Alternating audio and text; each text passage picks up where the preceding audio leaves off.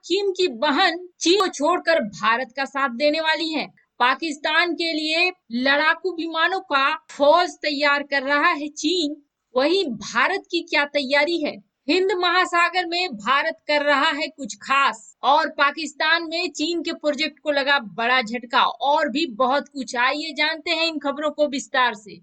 जहाँ देखी तवा परात, वहाँ गुजारी सारी रात। इस कहावत का मतलब होता है कि जो लालची लोग होते हैं खाने के, वो जब देख लेते हैं कि खाने पीने बनाने की तैयारी चल रही है तो वहाँ पूरी रात बैठे रहते हैं। यही हाल है नेपाल का। नेपाल के प्रधानमंत्री केपी शर्मा ओली इस तरह से पूर्ण गिरफ्त में चले गए हैं चीन की, और जाहिर सी बात है बिना किसी लालच के तो गए नहीं है कि अब वह भारत का विरोध करने की, ऐसा लगता है जैसे रोज सुबह उठकर कसम खाते हैं। चीन की सह पर नेपाल लगातार भारत के साथ अपने रिश्ते खराब करने में लगा हुआ है।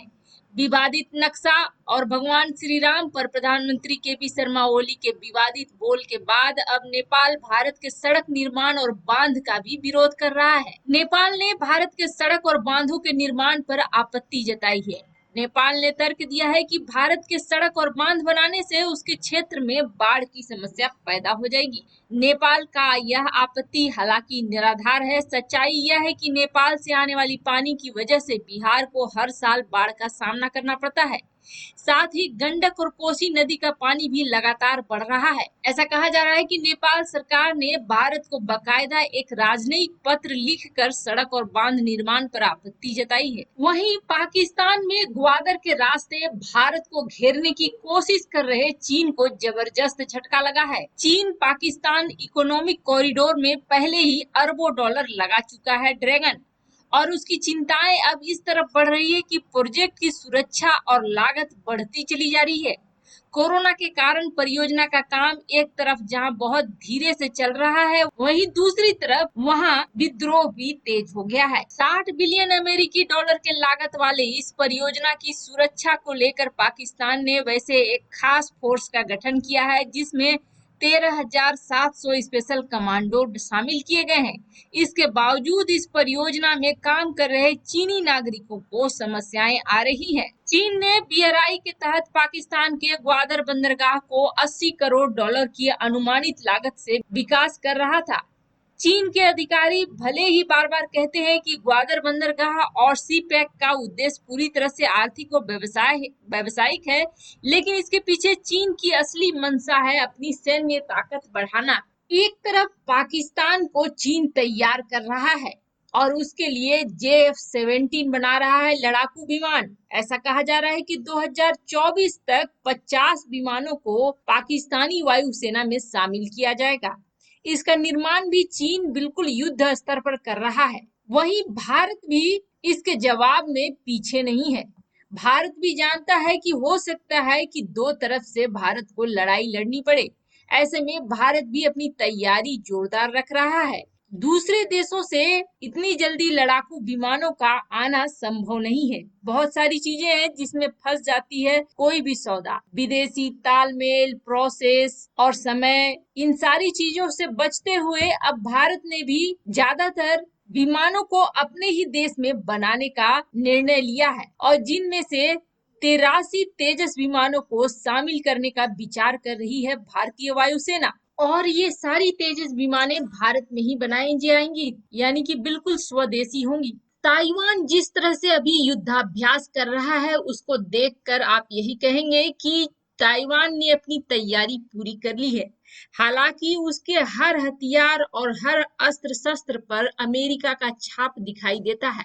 ज्यादातर हथियारें और ज्यादातर जखीरे का सामान अमेरिका का ही बना हुआ है। वैसे आपको बता दें, चीन के बारे में यह बार बार कहा जा रहा है कि चीन अगले साल किसी भी तरीके से ताइवान को अपने कब्जे में लेने की कोशिश करेगा। एक खबर के मुताबिक तो यह भी वहां के अधिकारियों ने कहा था कि हम किसी की कुछ नहीं सुनेंगे, हमें फर्क नहीं पड़ता है कि ताइवान अभी किस तरह का युद्धाभ्यास कर रहा है या क्या कर रहा है। जिस तरह से हमने हांगकांग में वहां के लोग क्या सोच रहे हैं, वहां की नई पीढ़ी क्या सोच रही है, हमने नहीं सोचा और अपने नियंत्रण में ले लिया, उसी तरह से ताइवान को भी ले लेंगे। आपको बता दें, ताइवान को चीन शुरू से अपना हिस्सा मानता आया है और ताइवान खुद को एक स्वतंत्र देश मानता आया है। पिछले दशकों से ताइवान हर साल इस तरह का ही अभ्यास करता है कि अगर चीनी सेना के साथ उसकी भिड़ंत हुई तो वह कैसे निपटेगा। हर साल उसी नदी के किनारे युद्धाभ्यास होती है, लेकिन इस साल की युद्धाभ्यास खास है और वजह यह है कि इस साल ताइवान को चारों तरफ से चीन ने पहले से ही घेर रखा है। ऐसे में यह युद्धाभ्यास, आप यह मानकर चलिए कि यह युद्धाभ्यास लड़ाई से पहले वाला आखिरी युद्धाभ्यास है और इस पर पूरा जी जान लगा चुका है ताइवान। ताइवान अपने 18,000 सैनिकों के साथ यह युद्धाभ्यास कर रहा है और इसकी खासियत यह है कि नदी के एक किनारे पे जहां चीन कर रहा है युद्धाभ्यास, तो वहीं दूसरे किनारे पर ताइवान कर रहा है। ब्रिटेन की तरफ से चीन के ऊपर लिए गए एक्शन के बाद बहुत खपा हो गया है चीन और बहुत बौखलाहट में है। चीन का कहना है कि वह बस इंतजार कर रहा था कि ब्रिटेन हुआई के साथ कुछ भी ऐसा ना करे, लेकिन ब्रिटेन ने हुआई पर बैन लगा दिया है और साथ ही साथ दक्षिण चीन सागर में अपने एयरक्राफ्ट कैरियर को भेज दिया है, जिसकी वजह से ब्रिटेन को इसका फल जरूर मिलेगा। अब कौन कौन सी फल देने की तैयारी में है चीन, तो आपको बता दें, चीन अपनी तरफ से ब्रिटेन को बदले की कार्रवाई में 5G 4G के कंपोनेंट देना बंद कर सकता है। साथ ही साथ ब्रिटिश नागरिकों के साथ दुर्व्यवहार कर सकता है। इसकी आशंका जताई जा रही है ब्रिटेन की मीडिया में। चीन की चुनौतियों को देखते हुए भारतीय सेना लगातार अपनी तैयारियां दुरुस्त कर रही है। इसी सिलसिले में इंडियन नेवी अंडमान निकोबार में युद्धाभ्यास कर रही है। इस युद्धाभ्यास में ईस्टर्न नवल कमांड और अंडमान और निकोबार कमांड की नौसेना शामिल है। इस ड्रिल में नौसेना के सभी युद्धपोत और दूसरे संवेदनशील उपकरण भी अपनी भागीदारी दे रहे हैं। हालांकि सुरक्षा कारणों से नेवी ने यंत्रों और युद्धपोतों की ज्यादा जानकारी देने से इनकार कर दिया है। आपको बता दें, अंडमान निकोबार कमांड में नेवी, एयरफोर्स और आर्मी युद्धक साजो सामान शामिल हैं। इन तीनों शक्तियों का मिलन अंडमान में थिएटर कमांड फॉर्मेशन तैयार करता है। हिंद महासागर क्षेत्र में चीन अपनी मौजूदगी बढ़ा रहा है। चीन कई बार अपनी पनडुब्बी की घुसपैठ हिंद महासागर क्षेत्र में कर चुका है। पिछले दशक में चीन कई बार अपने सबमरीन मिशन को हिंद महासागर क्षेत्र में भेजता रहा है। चीनी सबमरीन कई बार कोलंबो और कराची तक आए हैं, भारतीय जल सीमा के नजदीक तक पहुंच गए हैं। चीन द्वारा भेजे जा रहे पनडुब्बियों में परमाणु और गैर परमाणु पनडुब्बी दोनों ही शामिल है। आपको बता दें, इन पनडुब्बियों को बैकअप देने के लिए चीन सामान्य जहाज भी भेजता रहता है। नेवी पावर में चीन की चुनौती का जवाब देने के लिए भारत दुनिया के कई देशों के साथ संपर्क बढ़ा रहा है। मालाबार एक्सरसाइज के अगले संस्करण में, जिसमें इंडिया, अमेरिका और जापान की नेवी शिरकत होगी, उम्मीद है कि ऑस्ट्रेलिया भी अपनी नौसेना को इसमें शामिल करेगा। एक छोटी सी खबर भारत की, लेकिन उत्तर कोरिया में वह काफी बड़े रूप में घूम रही है। आखिर इसकी क्या कूटनीतिक उद्देश्य निकाला जा सकता है? वैसे आपको बता दें, काफी समय से उत्तर कोरिया के तानाशाह किम की जगह उनकी बहन बहुत ज्यादा सक्रिय है राजनीति में। यहाँ तक कि ऐसा कहा जा रहा है कि बहुत बड़े बड़े फैसले उनकी बहन ही ले रही हैं।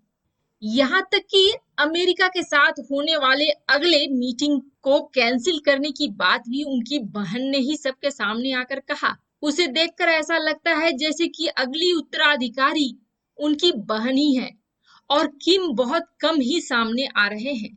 चाहे वह दक्षिण कोरिया पर फैसला लेना हो या अमेरिका पर फैसला लेना हो, उनकी बहन ही ये फैसले ले रही हैं। आपको बता दें, वैसे किम के समय में उत्तर कोरिया और चीन की दोस्ती काफी प्रगाढ़ थी, लेकिन ऐसा लगता है कि उनकी बहन के समय में ऐसा नहीं होने वाला है, क्योंकि जिस तरह से भारत के राजदूत द्वारा एक छोटे से बधाई संदेश को उत्तर कोरिया, जो कि कभी इन चीजों को तवज्जो नहीं देता है, अपने प्रमुख समाचार पत्र में छाप रहा है, अपने टेलीविजन में दिखला रहा है, तो यह दिखाता है कि भारत के साथ वह अपनी दोस्ती और रिश्तों को मजबूत करना चाहता है। इनको देखते हुए मीडिया में इस तरह की खबरें भी आ रही है कि किम की बहन का रवैया शायद चीन के प्रति वैसा न हो जैसा कि किम का है, बल्कि किम की बहन का झुकाव भारत जैसे देशों की तरफ होगा। ऐसे में यह बहुत मायने रखता है क्योंकि आने वाला समय कुछ अलग ही होने वाला है। ऐसे में कौन देश किसके साथ होता है यह बहुत मायने करेगा। उत्तर कोरिया जैसा देश अगर चीन के साथ नहीं होता है तो चीन बहुत कमजोर पड़ जाएगा।